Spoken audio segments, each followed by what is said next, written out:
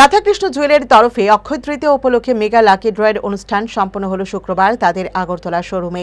এই mega lucky ড্রয়ে বিজয়ীরা হলেন রেশমা দেববর্মা, সুজাতা সাহা ও বকুল দেব।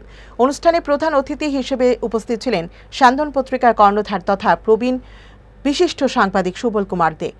তিনজন বিজয়ীদেরই শুভেচ্ছা জানালেন অতিথি সহ রাধাকৃষ্ণ জুয়েলারির কর্ণধার নারায়ণ দেবনাথ। বিজয়ীদের কুপন নাম্বার নিয়ে স্কুটিগুলো নিয়ে যেতে অনুরোধ করলেন রাধাকৃষ্ণ জুয়েলারি কর্ণধার নারায়ণ দেবনাথ। রাধাকৃষ্ণ জুয়েলারি এবছর অক্ষয় তৃতীয়া একটা অফার চলছিল 23 এপ্রিল থেকে 7 মে। এই অফারের মেগা ড্র ছিল 3টে স্কুটি। এই 3টে স্কুটির মেগা ড্র আজকে আমরা ওনার হাত ধরে আমরা সম্পন্ন করতে পেরেছি এবং 3জন বিজয়ীকে আমরা বেছে নিয়েছি। এই 3জন বিজয়ীর হাতে আমরা 3টা স্কুটি তুলে দেব।